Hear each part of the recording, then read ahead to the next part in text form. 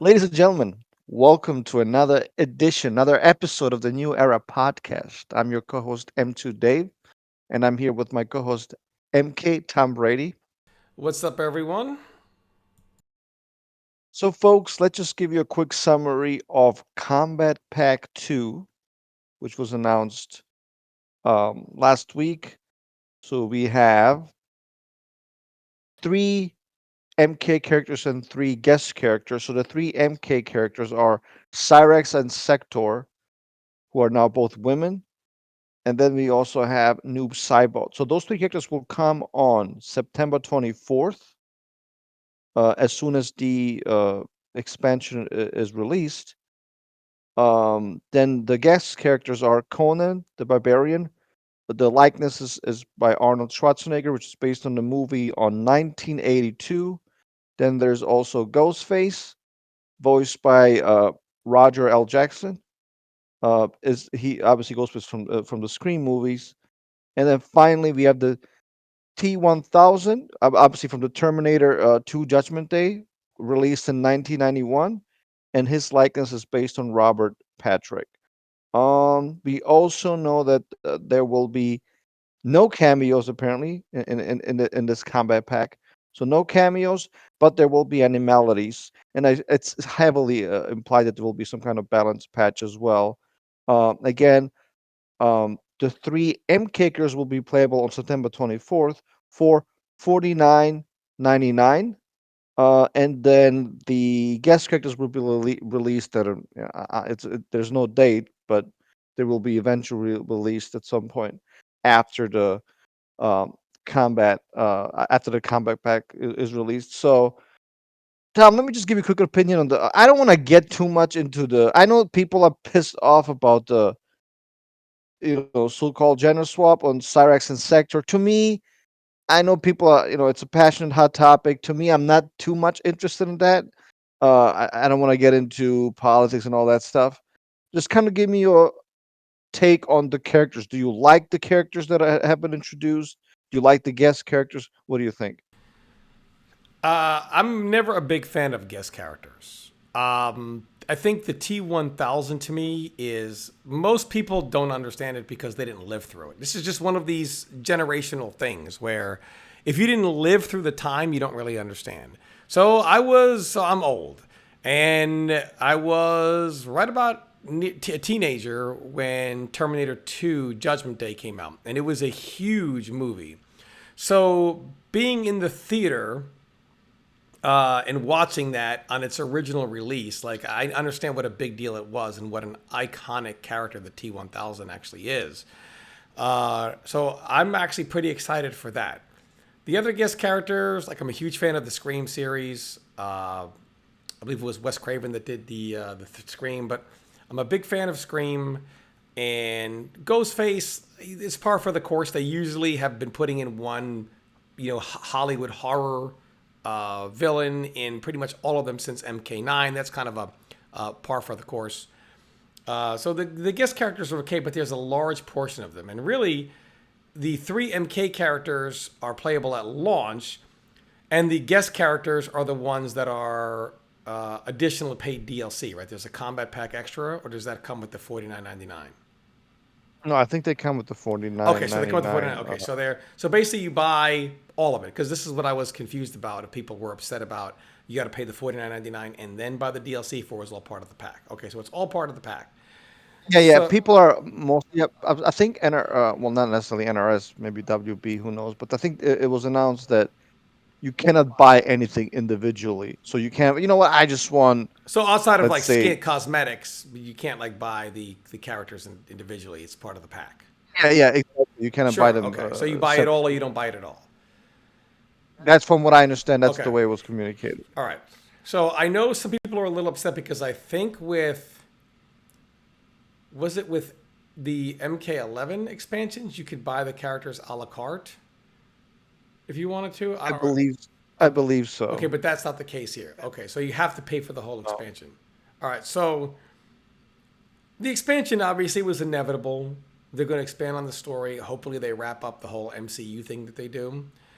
Um, but you get your 3 MK characters at the start, and then after that, you're not so half of the combat pack is basically guest characters, and almost 50% of all the DLC characters total were guest characters. You have quite a few of them, and most people assume, per Ed Boon's comments, that they're going to continue supporting the game, so there'll be at least one more expansion, so there's going to be even more guest characters. So you could have, but it's all said and done, close to, if not 10 guest characters, and when the whole game is done through multiple expansions. And that just seems like a lot to me, like a lot. And I understand it's going to sell the game, but really, because the characters are not a la carte, because I saw Rufelmonger saying people like Conan and Terminator and Ghostface are going to sell the game, or sell the characters are going to sell, but the characters can't sell. People are going to buy the expansion because they're going to buy the expansion. They're not going to buy it to say, oh, I'm going to pay $50 for the T1000. So in this case, I don't think the guest characters are an issue of, oh, it's going to sell the game. I don't know anyone, well, maybe I shouldn't say anyone. Most people are not going to say, oh, Conan's in the game. I'm going to pay $50 to play Conan. I just don't think most people work that way. There may be very, very few, but it's not a situation of the way the characters were done the first time, like with the guest characters the first time around, where, oh, well, since you can buy things a la carte, one guest character might sell a lot better than an MK character. I see that argument being made, but that's impossible this time around because you have to buy the whole thing. So the guest characters are not going to sell it. The game is going to sell it, and then the guest characters pretty much come with it. So I don't understand their choice to keep putting in this many guest characters. Like, I think if it was just one, like the T1000 or Ghostface or something like that, and then another expansion had one more, it might be okay. But this many just doesn't make any sense from a sales point of view. I'm excited for the expansion for sure, but because it's the balance patch, I'm sure we'll get hints on that in the combat cast, etc. The way they've been doing things, we probably won't find out until the day before the game comes out, which I think if we knew more early on, that it would create more of a buzz on the game. But I just don't like how they don't capitalize well on the new game, the new patch hype or buzz, because they give little to no detail about anything until like the day before. So this game, instead of like, oh my gosh, I'm so excited for X period of time and more people can't wait, it's like a Christmas morning feeling where you just have to try to like grind out the days until Christmas Eve, and then that night you're really excited for Santa to come. That's kind of the feeling, the way they do things, which I still don't think is a good idea. I think it's better to really generate that hype and that buzz early on. Now, on the balance changes and everything else, so we've heard from many of the shills,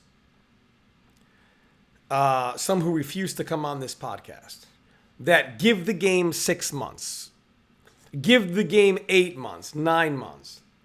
They're working night and day, fingers to the bone, not even sleeping to finish the game. But in the end, what we see is they were working not to finish the game, but to finish it in a $49.99 expansion. So more than likely, MK1 will be a finished product, but you're going to pay $49.99 for it, and you're not going to get that for your $107 that you paid to start. And this was always my problem with all the shilling of, give them more time. You don't know what they're working on. We know what they're working on.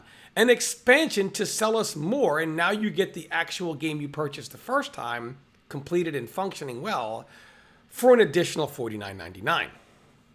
And that's what they were working on.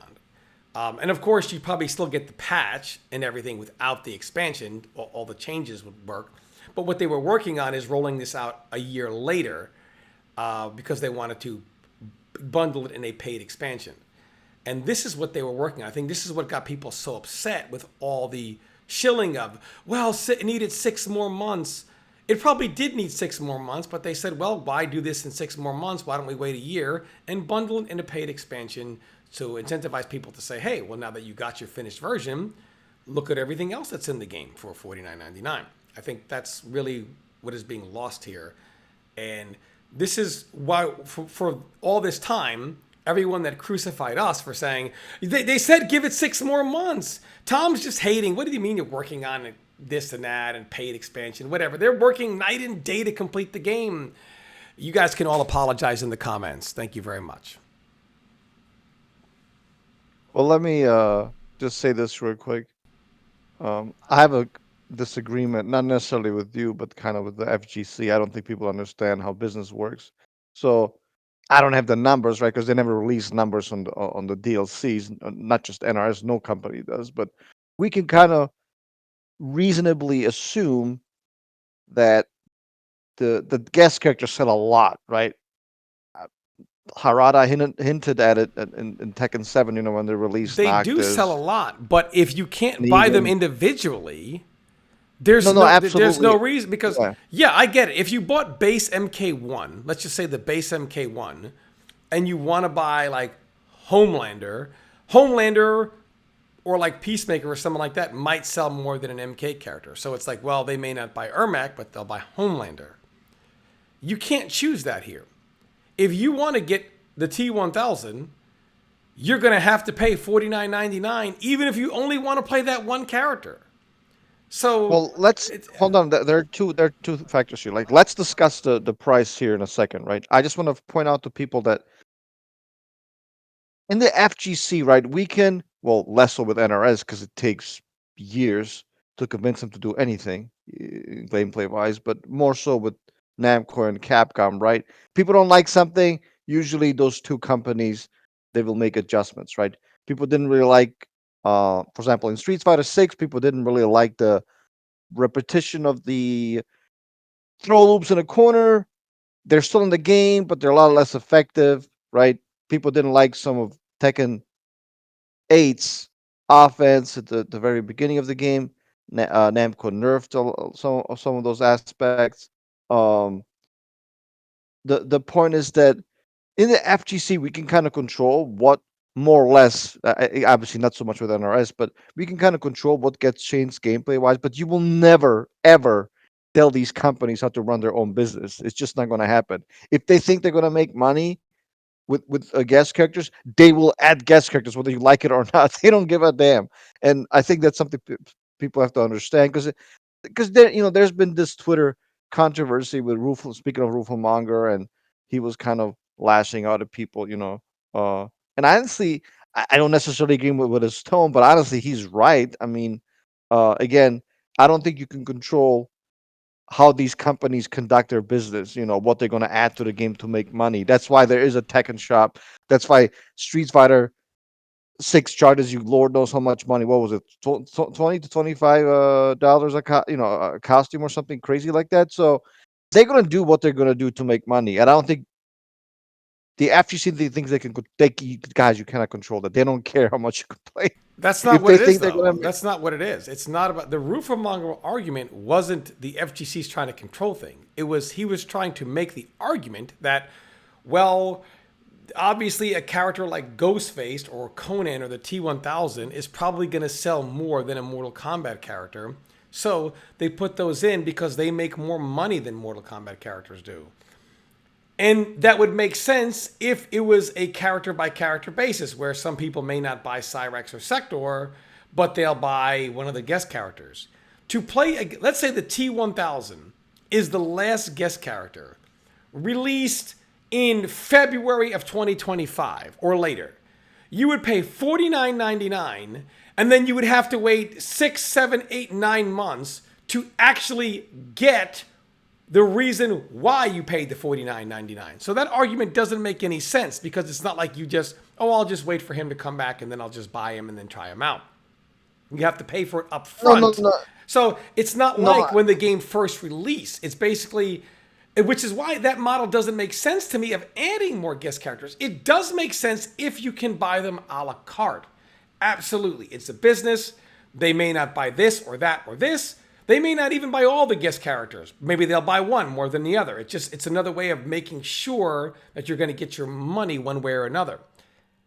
However, when you bundle it like this, people are going to buy the bundle, period. They're not going to buy it and say, I don't want to play Mortal Kombat. I just want to play the T1000 in, let's say, March of next year.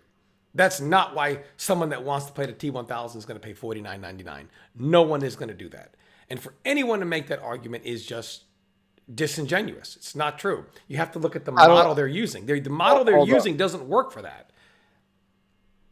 Hold on. I don't think you understand. I'm not making excuses for them. I'm telling you. I'm just telling you how things are. like, uh, I understand it's different, right? Because let's say in Tekken 7, if you wanted Negan, you could buy them. If you didn't want him, you didn't have to buy him, right? And obviously, this is different.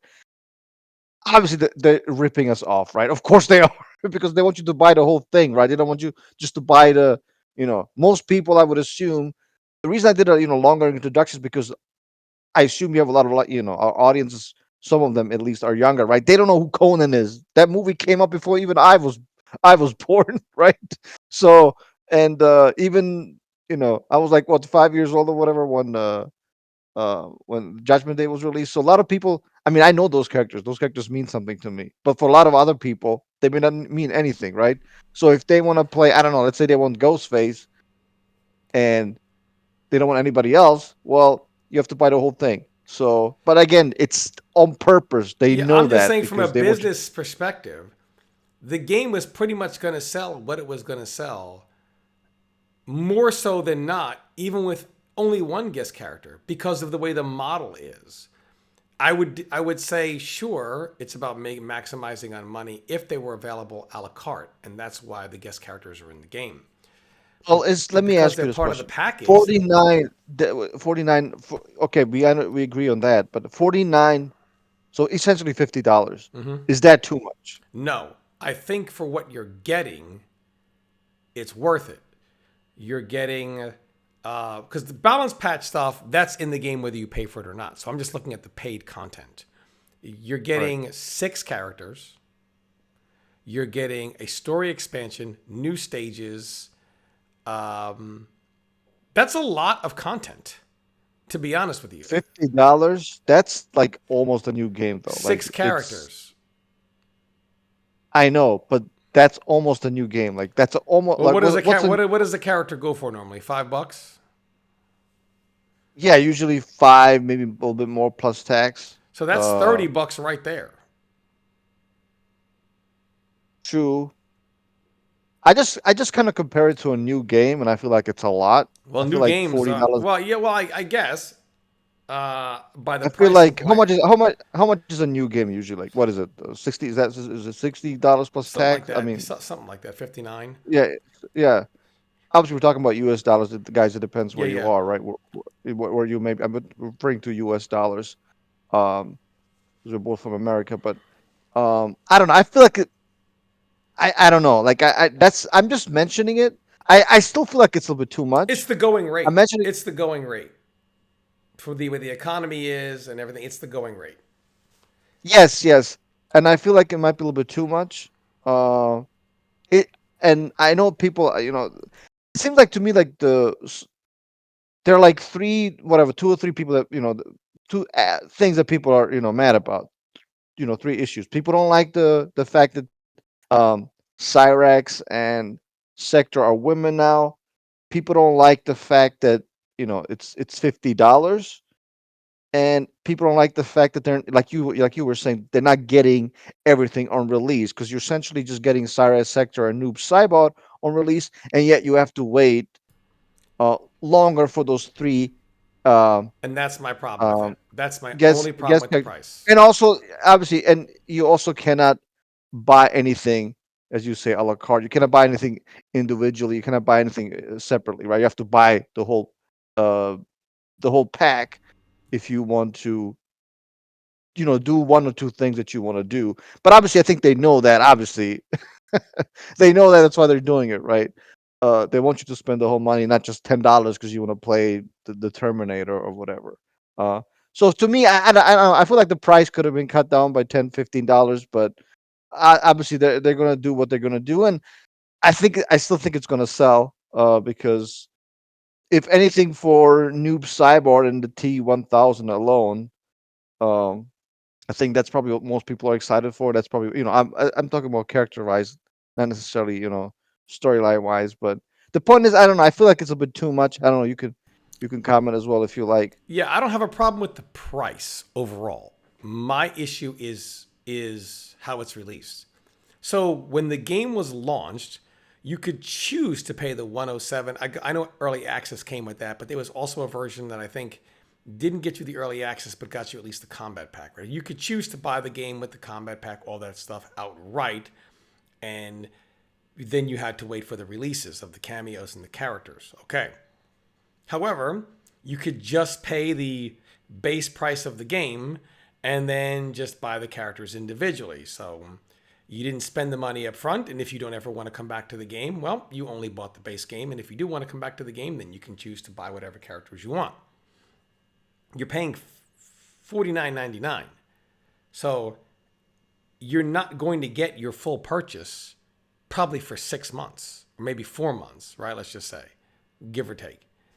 So you're paying this money up front, but you don't get the full purchase for months down the line. So it's not like, oh, I could buy the base game for 30, for $30 or $40, or whatever it is, whatever it may be, and then I can buy, and that comes with the 3 MK characters, and then I could say, oh, I played it for a little bit, didn't like it as much, or on board, I can come back later and then get the characters. Or if I never come back, I don't feel like I wasted money because I never came back, even though I bought the whole pack. And I just didn't come back 3-4 months down the line when the character I was excited for was coming back. And I didn't feel like I wasted money because never came back, but I didn't spend the money on it. And if I do come back, then I can choose to spend the money then and buy whatever the character is at that time. But you're paying for all of it up front, but you don't get all of it for months and months and months and months. And that's my issue on the price. Whereas on release, you can choose. If you want to wait months and months and months and pay for it all up front, you can. If you just want to buy the base game, try it out. If you like it, okay. I don't want to commit to anything. If I choose to, I want to commit to one character or another, I'll come back and buy that character individually. This way I didn't prepay for everything. And if I choose to never come back, I didn't spend money that I never got to use. That is my only issue with the price point. I think the price is worth it, but how they're doing it. If they're going to charge you that kind of money up front and it includes all 6, they should release all 6 characters with it because they're charging you for all of them up front and you'd have no option to do anything but that. And that's really my only issue with the price. Let me ask you this question.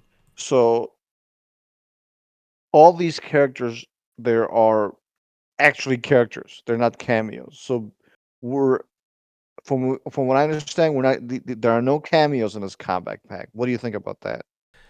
I think their plan is to omega boost the cameos, and it makes it tough. So here's the thing. I think they're going to also omega boost the characters. Now you can do this because now the full cameo picture is known. So when cameos are not even fully developed yet, it's very difficult to boost your characters when a cameo that's being added to the game you don't even know how they're fully going to work, right? So you could have some serious power issues. So it's like, and this is another problem with the cameo system. You can't give but so much power because your +1s aren't all in the game yet. Some of them aren't even anywhere near fully developed when the game is launched. So I feel like they're not doing the cameos because now they have a good understanding of, okay, these are how the cameos work. We can boost them in this way and boost the character power level in this way. And we're not adding any more cameos, so the +1 is no longer a variable.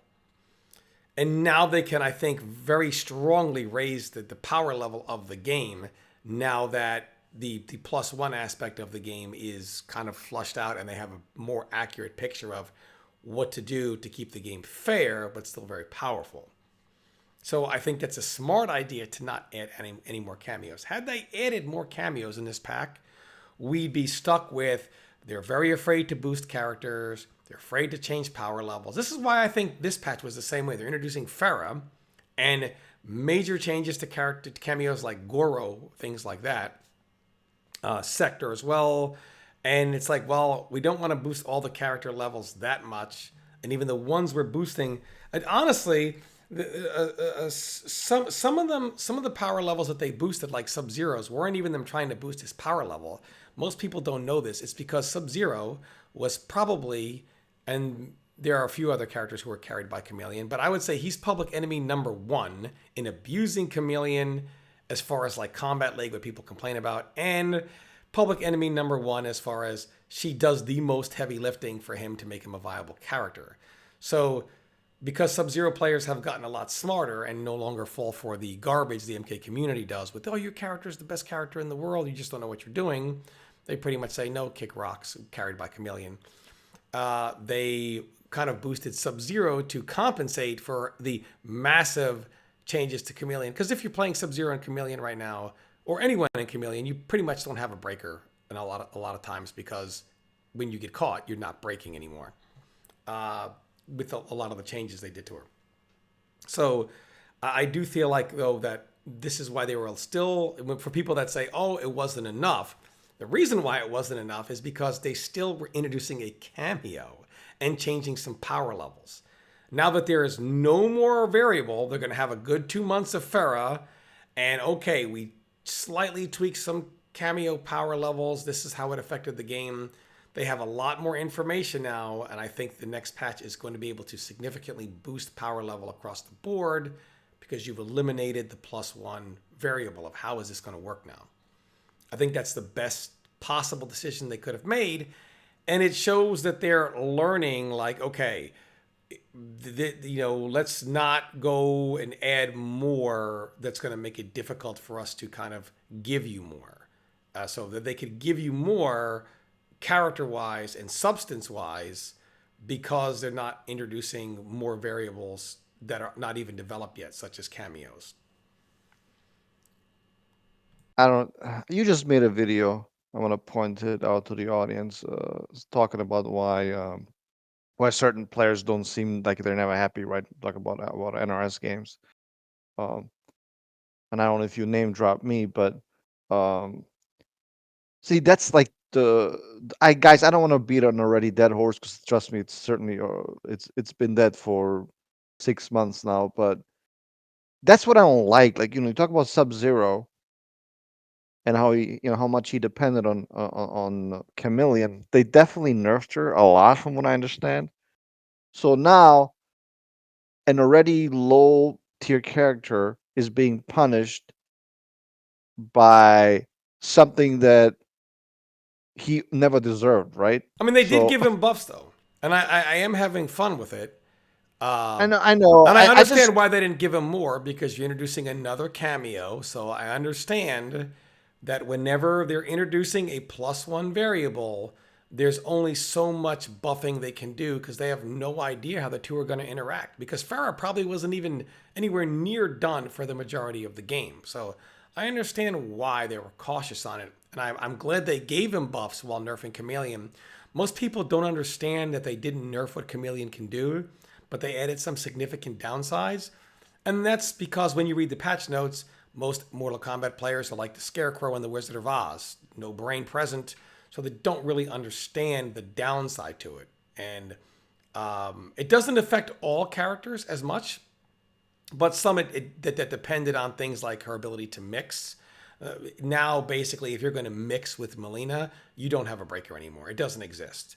And anyone that really needed to do like full screen move in the katana to make it safe or pseudo safe or to create a mind game, that's gone. You will 100% be punished. So the two, like, and even the Jade variation where you could throw the glaive, and more times than not in that mid to full screen range, you could be unchallenged. It was too much of a risk.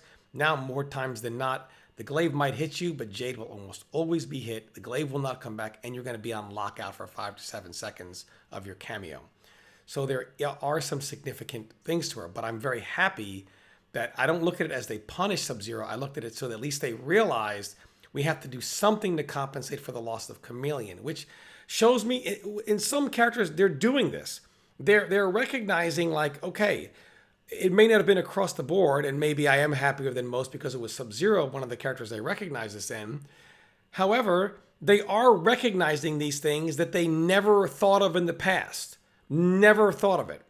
So they are on the right path. And this is why I'm so excited for the expansion, because I realize that they're starting to understand things that in the past they really didn't at all. And if they had been adding a bunch of cameos to the expansion, I would have just said, okay, we're in the same place. We're just going to end up repeating the cycle. They're realizing, they're understanding, and they're not making the same mistakes. That's why I'm so hopeful. I mean, we have to wait. We have to wait and see the way the meta develops. And unfortunately, with this game, sometimes we have to wait a lot because you have a lot of these online tournaments in which people just kind of messing around using their secondary or tertiary characters, and so you don't necessarily get a good gist of what the meta actually is. Remember how people used to say, was rather they would ask, I mean, is Caged even top five? We don't see him that much anymore. And of course, we saw what happened to Final Combat, right? So to me, I don't know. I still feel like they're just shuffling the cameos. That there's they're just tier shifting rather. They're just shuffling the tier list. Um, I think I do agree with you. I think Chameleon got nerfed more than people realize. And again, we'll have to wait and see the way the meta develops. But I think people forget that this cameo system is the most unbalanced system easily in modern fighting game history. I don't have to go over the Cyrax, the Striker, like you nerf one, then the other pops up, and it's usually a game of like three, four, five at the very most. I'm being very generous. Your cameos, once the meta kind of develops. I don't see that changing ever. I don't think that's ever going to change. And essentially, releasing something a new DLC cameo comes out, and then he or she, they happen to be the best. I don't think that's going to change ever. Um, I still hope that they focus more on the characters, which seems I hope this is what I'm hopeful about, that this maybe this combat pack actually does that. It's about the characters than the cameos. I still hate the system. I hate this cameo system. I think it's terrible. I don't think it should have been in the game in the first place. The game should have been would have been a lot better and more enjoyable without the cameo system. It creates nothing but balance issues, as we have seen over and over again. And I don't think you can fix it because um, every time they try to fix it, something else pops up. It doesn't seem like there's a balanced solution to this problem. So that's why, again, I know we have talked about this before. I just want to point that out again. I don't think people kind of forget that it's just so even people say the game looked great at Evo, which it did, but then people forget Chameleon was used like what 50-60% of the time in the top, in the top six or whatever, She top was, eight. yes, she was. Yeah, so people, so besides people are happy that was not a disaster as it was, in the final combat. So, but yeah, the game still, again, no matter how much they try, and let's not forget that like when Darius was released, like when the game was initially released, he didn't have any of the moves. Not like what had one move. Like it was so comical. Um, And then, Cyrax, people just did one thing. And then once they nerfed Cyrax, then people started spamming Striker. Then they nerfed Striker. Not to mention, I think they nerfed Kano in the beta initially. So it's just like nerf. And then something else comes out. Oh, it's like, oh, now people are spamming that. I don't like it. I think it's dumb. I mean, the game is already hard to balance with characters, themselves. We know this, right? But then you add the cameos to the equation. It just becomes another freaking mess. That's why I hate the system. Again, I think the game would be much more enjoyable without this terrible system. And I'll shut up about it, but just wanted to get that off my chest. Tom, feel free to respond in any way, shape, or form. Well, I think for one, on the chameleon issue, um, let me just say this, and I mean this with all due respect. Mortal Kombat has become the Dead or Alive of fighting games. Here's what I mean by that. Most people that played Dead or Alive went to Dead or Alive because it was an easier virtual fighter and an easier alternative to a 3D game like Tekken. The DOA community was founded on. It was originally DOA was founded on by the guy that made it, Tomonobu Itagaki, on to make things simpler for the beginner. Now they've made a complicated version of the first one also called DOA but the very foundation of the game originally was to sell by making things, easier on the beginner. Basically meaning like it was the game for people that didn't for a while it was looked at by the FGC and probably still is again now, even though I know quite a few of them that are quite good players, as the game for fighting game players who can't do a lot of the other more complicated things in fighting games. At least this is how it used to be in the early days of the game. And it's fallen out of favor for many reasons that we're not going to get into here. But Mortal Kombat is becoming that, where it's like, becoming very to a point where it's like, well, most people, not all, because we have quite a few talented players that can play multiple games, but people that don't want to deal with in lab other things in other games to understand. This is why people are complaining so much about Farah, because they got a little bit of power and they don't want to deal with it. Okay, well, I don't want to deal with this. I see Farah spamming everywhere. Farah spamming everywhere. You hear this a lot. This is the talk of a mindless idiot. However, this represents a uncomfortably large margin of the Mortal Kombat community. They're just stupid fighting game players. Mortal Kombat has, since MK11, been doing a lot of hand-holding, kind of putting powder on your little bottom and, telling you it's special in a lot of ways and all kind of things like that. So I think that it's something to where Mortal Kombat players don't really understand the subtleties of fighting games because of how simple Mortal Kombat has gone and the handholding that Mortal Kombat has gone.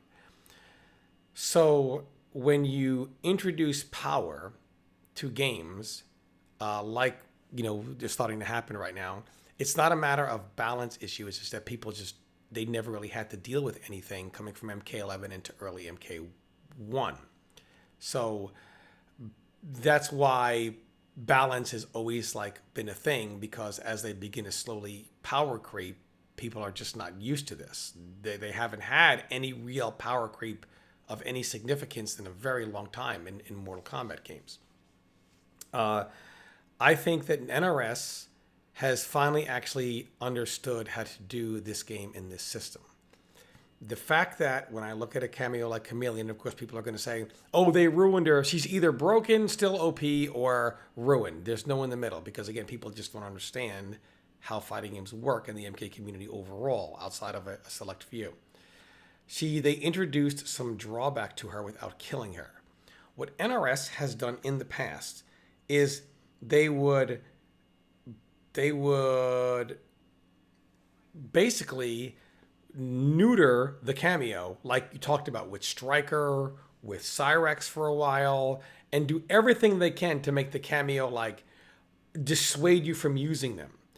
Chameleon, her strength is her availability. She has the best ability in the game, but she didn't have any drawbacks. So they realized, rather than doing what we have done so many times in the past in this game and just destroy her power, we'll say, you know what? We'll give her a drawback without changing her availability. Now she's just as available. However, there's a drawback now. And they did something smart. I also think so they're realizing how to balance. And they also realize that the issue in giving power is that the cameos caused an issue. Obviously, no matter what suggestions you have, people have always said, well, then you got the cameo, and cameo games are always broken, and nobody wants a broken game, and so on and so forth. And when half of the cameos aren't even developed or in the game, or half of the DLC cameos are not even developed or in the game, think how many, what did we get? 6 cameos? Is that what we got, Dave? I think so. 6 cameos. That's a lot of cameos. That's 6 unknown factors. So think of how hard it is when the game launches, to launch it with a high power level when there are 6 cameos coming out, most of which are severely underdeveloped and they have no idea which direction they want to go on them. It's almost impossible to give power. Literally impossible, I would say. I am very hopeful that is changing, because it seems that they understand, okay, now we can, I think they're going to boost the cameos one time in the patch. They're going to do a big cameo wide change, And I think they can say that's where the cameo baseline power ends. All the cameos are powerful, and we know where that the +1 baseline is going to start and end. Now, knowing that, now they can focus on the characters. And because there are no more variables as far as cameos that can interact in any way, they have a good understanding of what buffs to characters and changes to characters will do. So they can continue to tweak things, be it buffs when you're needed, nerfs were also needed or required, or like I said, same thing with buffs. They can do these things across the board without worrying, oh, how is the next cameo going to affect this? Oh my gosh, if we give this character this, well, what happens when we put like Farah in the game? And then we gave them this, right? So like obviously, like someone like myself, I don't see Farah, I don't know what she's gonna do. So it's easy for me to say, oh, why doesn't the character have this or that? But as a developer, you have to say, well, what happens 2 months from now when Farah comes in the game and we gave this character X, Y, and Z, and now she comes in and does this. So it's very difficult for a developer even doing a cameo system. And this is the problem with the cameos being DLC, right? Cameos being DLC was a massive problem because it introduced a +1 variable that gets released over the course of 1 year. So it's impossible to even complete the power structure of the game as long as there's a constant variable to your character, constantly unfinished and constantly being added. All of that is kind of off the table now. So I have a great feeling of the game going forward. I think they finally get it. I expect the expansion to have very powerful cameos and very powerful characters. And if a character is not powerful enough, now they can actually do something about it without having to worry about, uh-oh, Janet Cage is coming into the game. Man, if we do this, what happens when she comes in, right? Or Chameleon, for example, right? Something like that, a cameo of that level. So I think a lot of the problems have passed, and now we're kind of in the era of solutions. I mean, I hope you're right. I just want to challenge you on. I think you are not necessarily wrong, but I think you're criticizing the NRS community for something that I think is true for all other communities as well. And that's the. So you and I have talked a lot about power. The problem is, and I think honestly, we have criticized NRS unfairly in certain aspects. It's not, obviously we criticize the quality of the product. That's a different discussion than, buffing characters a lot. Because, dude, this community, by the way, when I say this community, I just don't mean the MK community, just the FGC in general. Especially, I know I'm going to get myself into trouble by saying this, so I will choose my words very, very carefully. Especially the modern gamers, these guys are complaining about everything. Like I know, like, before people say, well, didn't you guys complain about a lot of stuff as well at MK9? Yeah, when things were actually broken. So when I was complaining about Smoke having 100% combos, or Tom Brady complaining about Cyrex having 100% combos, that was actually broken. You know what's not broken? Farah. You know what was never broken? Chameleon or Johnny Cage. And it's the same thing with Tekken as well. So when you are so salty, and this is to go along with our friend Mike Hollow and his and some of his content. When you're so salty that in Tekken you will not give a guy another game because he uses Fang and you think Fang is his broken character, I'm sorry, you're mentally weak and you're a modern gamer. Like that's what I think. I have never ever, aside from lag, I'm just like Mike. I've never quit a match mid, or I've never plugged. It's like, you know what? I lost because the other player is better than I am. I didn't lose because, oh my god, Dragonov! Oh my god, Chameleon! I don't think like that. I just generally don't think like that because these modern games, they're not broken. You want to play actual broken games that will make you cry? Go play MK9. Go play like some pre-patch versions of MKX. Go play Tekken 5.0. Go play Tekken 4. Those games were actually broken, and I refuse to cry about this weak stuff that's in the game. I call it weak. Whatever. What do you call it? Balance, right? And again, I don't think it's just the NRS community. It's all of the FGC, Capcom as well, right? It's just that NRS has the most casual gamers, and they complain about the most. Some of the biggest vitriol has been on, when I was playing ranked because of the mic, leave it on, and oh my god, these are the most sexist, racist, uh, insulting people I've ever seen in my life. Like, dude, it's just I'm just using Reiko. Why are you crying? I just don't understand. So I don't think it's necessarily right to just say, oh, it's just the NRS community. No, it's all of the FGC. And yes, it's mostly the modern gamers because they're the ones who tend to cry about everything the most, from my experience. Am I right or wrong on this? Well, I guess the modern average player, the myth bust, is not better than ever. The modern average player, not talking about high level player, average player. People always say, I heard Sajam say, can you imagine the average player goes backwards? Well, my God, what he would do. If the average player went backwards, he would just quit the game. He wouldn't even try. Even the average NRS player, I'll just take NRS. They couldn't stand the zoning in Injustice 2. We hear all the time. Can't tell you how many videos I see of MK1 players. I know what I'm talking about. Multiple Elder God seasons. But man, Injustice 2, I just quit it. I couldn't stand it, man. In zones this, the zoning. Oh my God. So imagine you took that player and put him in MK9 and had him to deal with some of the zoning characters. Let's say Cabal or something like that. Or Freddy. Or Cabal with a combination of his offense and his zoning. They wouldn't like level up. They would just say, I quit. They would just quit. Just in general, the average player, if they went backwards, would just say, nope, not for me. I'm done. This game's stupid. I quit. So they're not better than ever. They're certainly appear better than ever when there's no power or less power. Um, but overall, I think that just comes with the modern era of being able to pick and choose what you want to play. You know, it's just a different generation.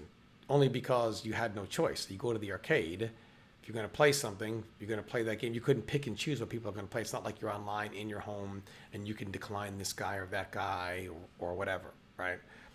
So it's not like that. Or you're at a local gathering, in the old days, and there are people there, and you're like, well, you guys are a bunch of carry players playing this character. I'm going to go home. You drove all the way out there, right? You're not going to turn around and go home. So, and a lot of times you're also playing with friends as opposed to online. You're playing with random strangers who are playing these quote unquote carried characters. So it's just a different of generation and how the times are. Uh, but that's just something that you have to deal with. And I guess to my Khaos point, Tekken just even has a competitive mode called ranked, allowing people to choose to just play one game and leave, whether they win or lose. Uh, Something I wanted to get into because people brought it up in the comments of our last podcast, and it's been on Test Your Mind.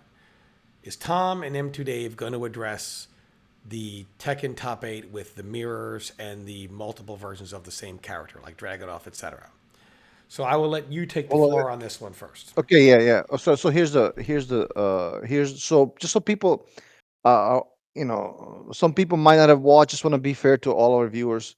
There were like maybe like three, but I think likely four Dragonovs in the top eight. Obviously, it was top six. You know how evil works, in the modern era. So there were definitely at least three or four Dragonovs in the top eight. Um, so people thought that Tom and I were, but people, a lot of this, this is coming from Crimson, of course. Uh, they, people like him thought that we were being dismissive of Tekken's, of Tekken's mirror matches. So here's the difference. So the last Evo for MK11 was a Fujin mirror. Then the first final comment for MK1. I mean, do we have to go over it? You saw what you saw, and then the first Evo for MK1 was also a mirror. So the reason that the Tekken 8 gets a pass is because it was just one. It was just first, it was just one Evo. And by the way, if you look at if you look at the results across the just all tournaments, yes, Dragonov is relevant, and yeah, I understand why people would say he needs a nerf or two, and I completely understand, and I even agree to some extent. But it's not a common occurrence with the game, as it's been for NRS games, and that I think that's to me is the difference. Tom, do you agree, or am I missing something, or do you think I'm wrong? Um. So okay, MK11, MK9, as quote unquote broken as it is, very rare to see like a Cabal mirror, Tenchi mirrors, these things like that. And grand finals rarely, if ever, boil down to a mirror. I'm not saying it didn't happen. Of course it did. Happens in every game. Same with MKX. I think the final Evo was Alien was played one game, but then it was what Aaron Black versus Kotal Khan. Two characters not even near the top of the power list. And these are supposed to be the most broken games. In the era of balance, MK11 ended in the Fujin mirror. In the era of balance, Final Combat ended in the Johnny Cage mirror.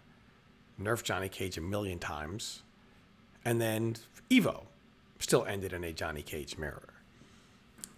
And this is not to say this doesn't happen in every game, but the reason why they happen is different. In it wasn't. Let's just say this: it wasn't boring to watch these Tekken mirrors or multiple versions of the same characters because of why they're being picked. See, in Mortal Kombat, Final Kombat, the reason why Peacemaker and Johnny were picked every single game is not necessarily because they're the two best. They're the two best by default.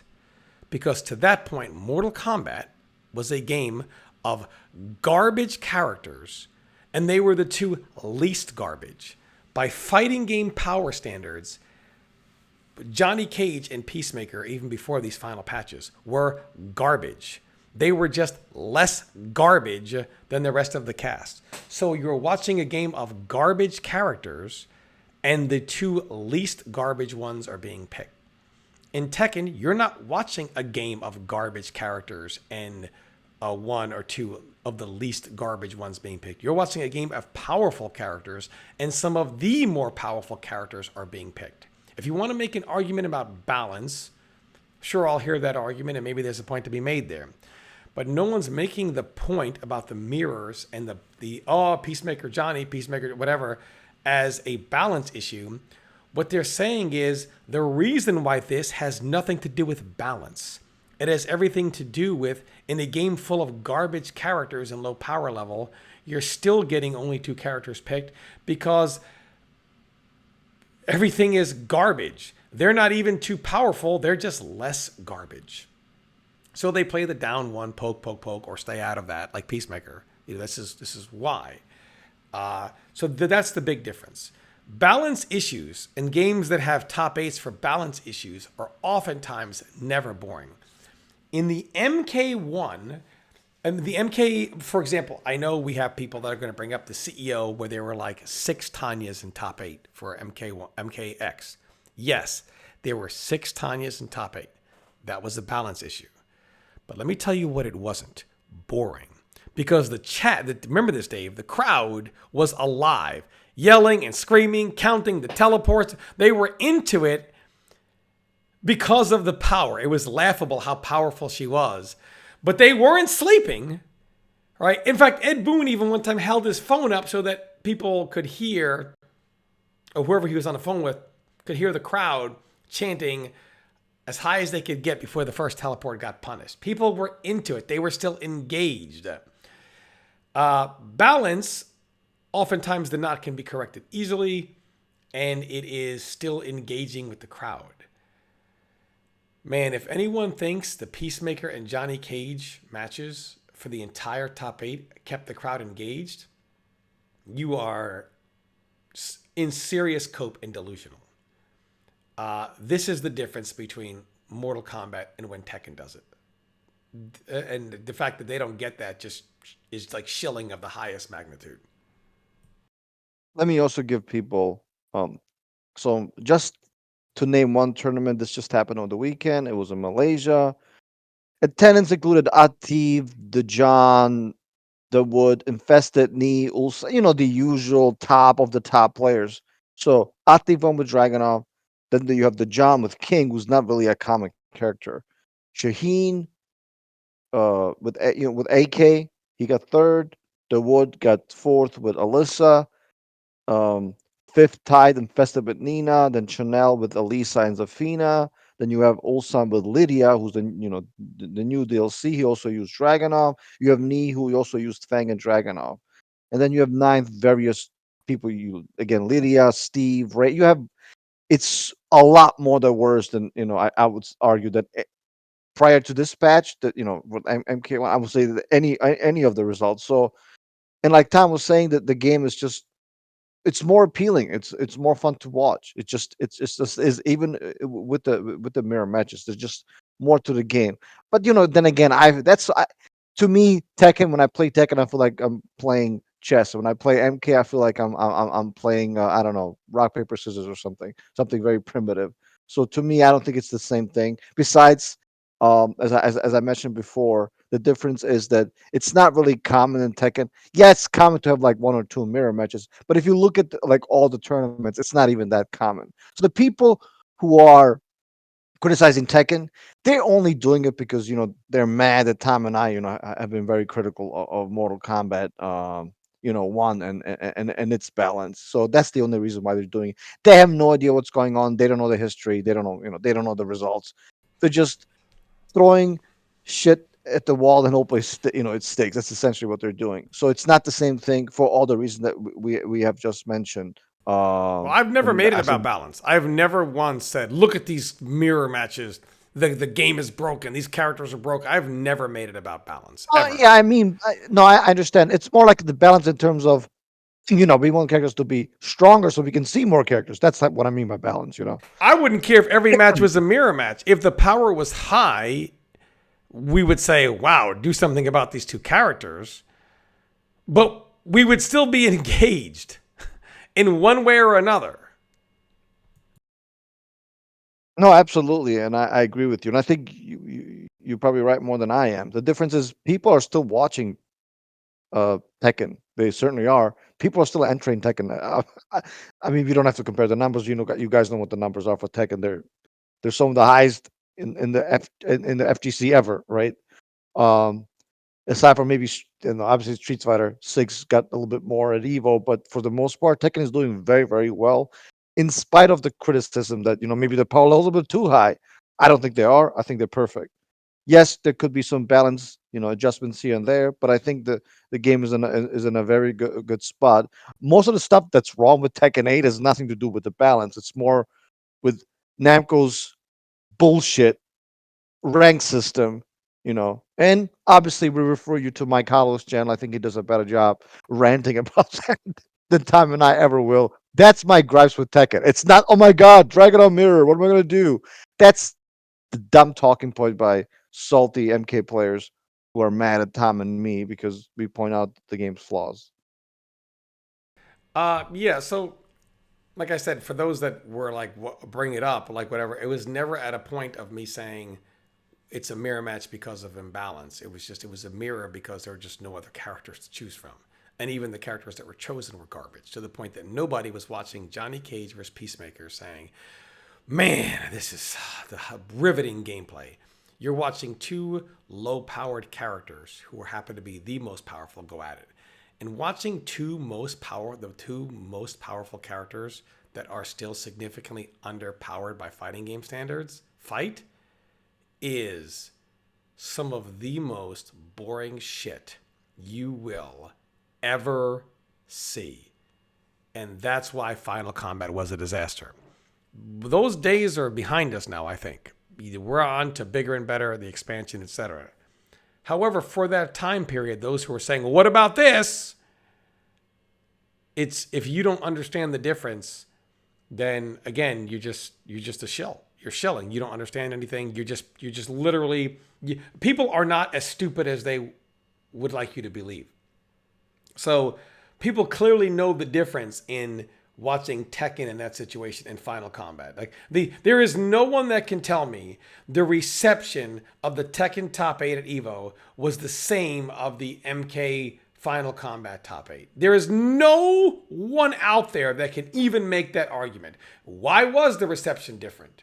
A worldwide conspiracy to keep Mortal Kombat down? That's shell talk. That's cope. No.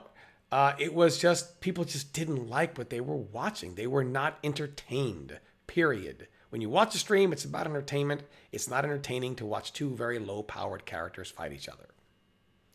Same thing in any game. MK9. MK9 is a great game, right? It's fun. If you were to watch two Barakas fight each other, or Baraka versus Kano, you ain't having a good time. You ain't having a good time. If top 8 is all Baraka versus Kano, you ain't having a good time watching. Or Baraka versus Striker, no. And it's because of power level. That's just the way it is. And that's the difference in the Tekken situation and in things like Final Combat. Let me ask you this question. I think kind of like maybe our last topic, and I wanna get a discussion going on this matter as well. Obviously, you guys know me. I probably not probably. I watch Tekken and I play a lot more than I play Mortal Kombat 1, but I think Tom is more involved in the scene. He plays, he watches, and I want to ask him. w- You seem v- very excited about the um, story expansion. I think we kind of all are, right? Different people like different characters. Again, I think most people like the Terminator T1000 as well as Noob Saibot, and to a lesser extent maybe Ghostface and Conan. Uh, but what makes you? I don't. Maybe I'm using the wrong words here, but what makes you confident that that this that the game Mortal Kombat 1 will be better in terms of power levels, will be better in terms of variety? What gives you that hope? What gives you maybe some sort of confidence in the NRS as well as in the game? I think it's because we all know mistakes happen. Developers make mistakes all the time. But it's really how you do or don't repeat those same mistakes going forward. I think this last patch really kind of, I think the way they're doing things in the last patch here and the expansion really show me that they have realized the mistakes they have made and are changing things. In my personal opinion, I think when the full sales of Mortal Kombat come out, from the sales where they were in January to where they are now, will be shocking as far as I think the sales slowed down considerably, in my opinion. And that is what led to a patch like this. And I think what has maybe led to a decision of even no more cameos. Because if the goal is to make money, right, why wouldn't you put more cameos in the game too, right? To make more money, right? That would be the goal. But really, it just shows to me from a developer standpoint that they cannot to what get back to what Mortal Kombat has always been: high power level, everything over the top, uh, and maybe try to make things a little more complex. As long as you have that cameo, like they want things to be complex and powerful, but not broken. I think they want to shed that moniker of broken. The MK community has cried that everything in the game is broken. Even in MK11 and MK1, they have cried how everything is broken. Everything is broken, despite the fact that nothing has been powerful.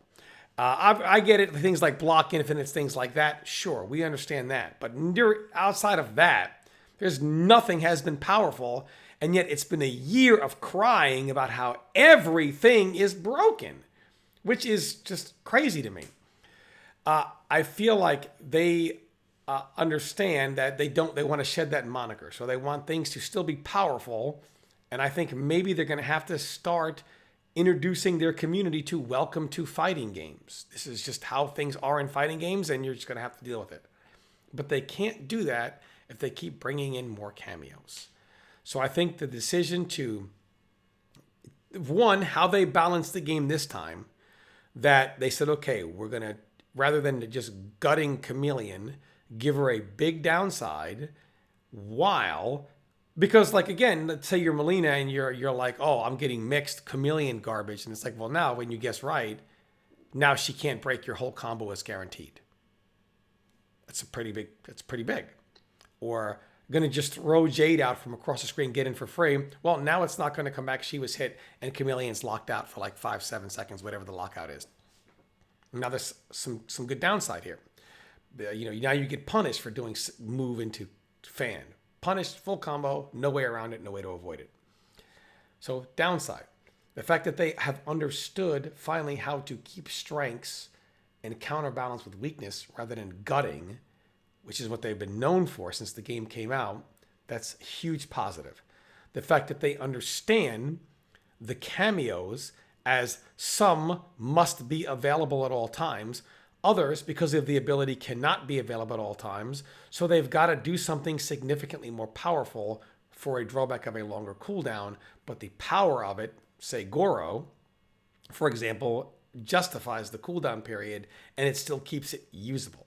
Like, we did not see people not picking Goro.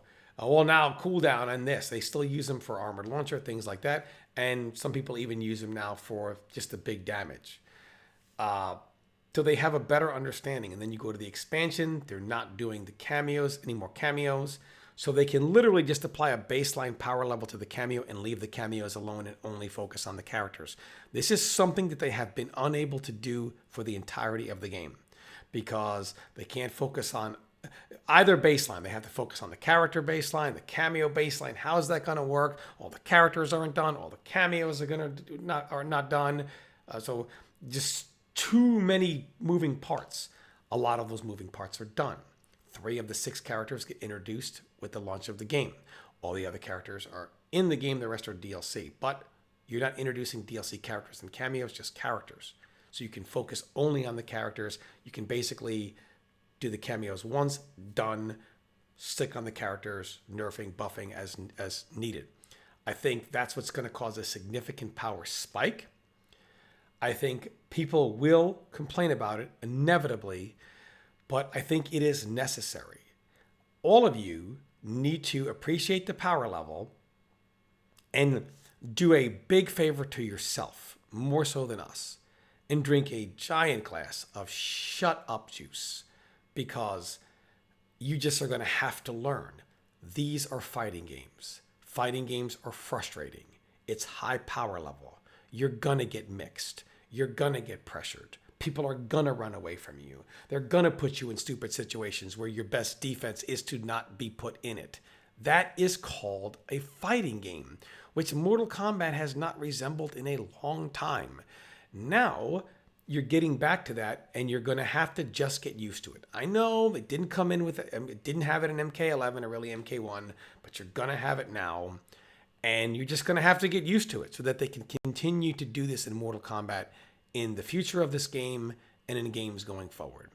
That's why I have faith. I think that they're finally doing what needs to be done, and I think they understand, and they're not repeating the same mistakes. Once I saw that they were not repeating the same mistakes and that the direction they were going with the expansion, I realized, okay, now they can focus on the characters, something they haven't been able to do. Their focus was all over the place, right? Characters, cameos, all these bugs introduced. There's no way they could focus and zero in on any one thing and perfect their game. They're just all over the place on what has to be done. A lot of that's taken care of. No more cameos. I think the game is going to end up being in a right place, the perfect place, come September, and I think it's only going to get better. Could you give us a little? I assume you play ranked, once in a while. I assume you watch, maybe you watch some tournaments. I haven't personally seen anything lately on Coliseum, since the patch, but I think there was one exhibition on Rips Arena, if I'm not mistaken.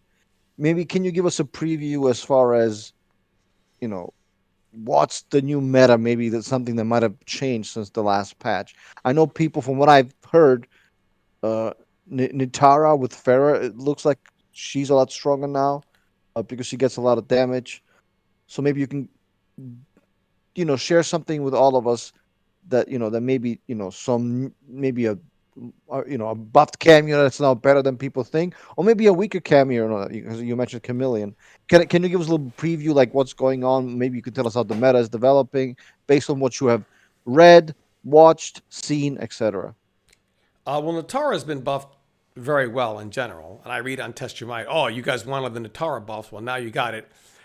You guys are idiots, and please, again, I find it very funny that people on Test Your Might will talk about people complaining while complaining about everything themselves. Idiots. Probably some of the dumbest people on the planet.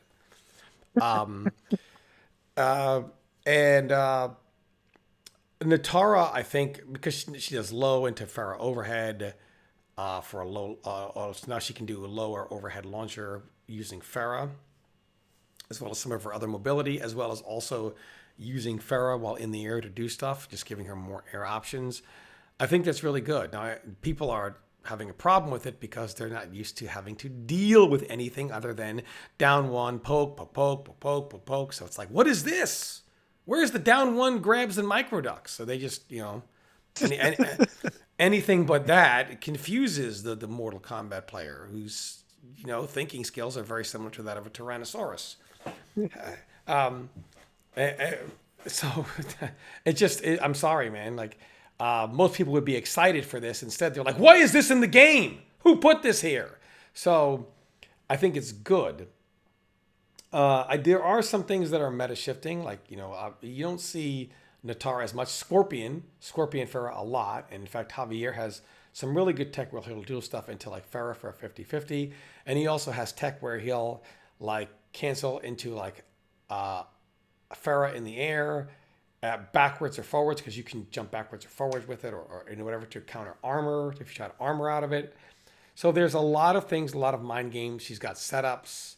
So I think it's very good, and you see how characters are played. Now, Scorpion used to be, up until this patch, whatever it is, into spear spin, into jacks, or whatever other, that was it over. First it was into Cyrax, then it was into Striker, then it was into Motaro, then it was into Jax, and that's been the whole life of the game.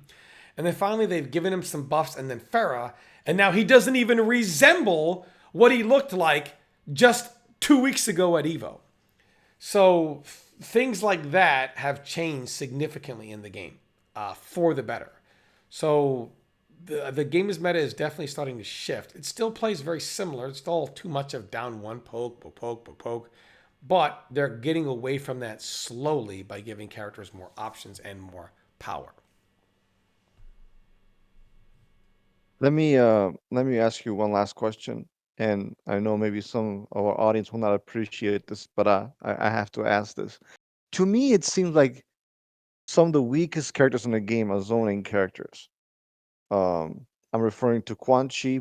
Like King Junior still thinks that Quan Chi is very weak. I'm referring to Shang Tsung. Shang Tsung less so. I can see him being like low mid tier. Peacemaker, he's been nerfed to he's he got the time, you know what I'm talking about, like the old Deathstroke treatment, the well more so Deathshot actually. Deathshot, he got the like the Justice One Scorpion treatment. Um and to be fair to people, there have been a lot of complaints about Havoc as well. Obviously not a zoning character, but he's also very, very weak um in the current meta. Um how do you respond to that? Do you think we'll get buffs for some of these characters in September? I do think we will. Like, I understand Havoc players are upset, and I would be too if I were Yeah, them they're as well. very up. Well, Yeah, they're again, very it's upset. also just from an enjoyment perspective. You watch, I know this because when Reptile got some changes, and I was a Sub Zero player, and I'm like, well, I didn't get anything. And I'm like watching them lab and have fun, and I'm going, man, it must be nice. So I understand. But I think all that's coming down the line. It just, I would, we've gone this long waiting.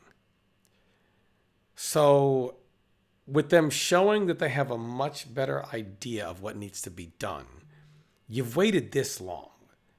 It's not going to kill you to wait another month and a half. And that's kind of what I have to say to the Havoc players. I understand your pain. Believe me, more than anyone, I understand. And just in general, like, and especially seeing like others get, for Havoc players with the cameos getting nerfed, NRS is like Krampus, right? It comes not to give but to take every patch. Well, now this cameo's gone. Oh, you had Striker? No, now he's gone. Yeah, it's Cyrex up. Now he's gone. So I mean, I understand how they have Farah, but in general, no real changes to the character. So I would just say, look, you waited this long. I think NRS did, at least to me, earn a little bit of good faith here with this patch. So give them at least to the expansion. And then if it's like, well, they didn't do anything right, then reserve your judgment for that. And then kind of go off one way or the other. I think that's a fair assessment for sure. And we would like you guys in the comments to tell us what you think, right? Do you think going back to, the first section, the first the first part of this podcast, what do you think about the expansion pack? Is it too much money? Do you like the characters? Are you pissed off about the guest characters? Uh I know people are pissed off about Cyrix and Sector being women. What do you think about that? Do you have hope? Like, are you like Tom Brady? Do you have hope about the future of the game? Or are you like me, where you're like, you know what? I have to believe it. I have to see it, to believe it. So let us know what you think in the comments. Because again, we do read them. We do consider what you guys say, and we construct the podcast, appropriately moving forward. Let us know what you think. Tom, any last words before we sign out? Uh, Man, it feels good to play Mortal Kombat and have some fun again. I mean, it really does. And I'm just glad that we're getting this route, and I'm glad that communication has been bigger, and I hope that they at least give her give us a little teaser of what we have, as opposed to waiting until like the day before and then do a combat cast. Where 90% of it is birthday shout outs and the changes to invasions. Although Derek, man, we do love you, man. Derek and Tyler, you guys get shit because people kind of take out their misery on those two guys. Unfortunately, the misery that the game has Me brought people, too. the misery that the game has brought people, get taken out on those two. Um, and even Stephanie me, too. I man. think. Look, man, I went too Yeah. far on the season of the Huntress with Melina, you know. But really, it's the shills who go in so hard that, like, when we get things like season of the Huntress, we're like, and we see people cope. It's like, dude, come on, man. How many mistakes? People can't play online. Now they got the wrong season up. I mean, like, dude, it just showed, like, but either way, they get the shit end of the stick all the time. And, look, I think they've earned some goodwill here. So let's kind of take it easy on those guys going forward. Tyler Lansdowne, go Chiefs. There you go. You heard it. Guys, thank you so much for listening. And again, please comment on the video, and you know, we will address whatever we will talk about whatever you guys want us to talk about in the next podcast. Again, thank you so much for listening. On behalf of the New Era Podcast, I'm M2 Dave, your co-host, along here with your co-host Tom Brady. We will see you in the next episode. Bye, everybody. Thanks, guys.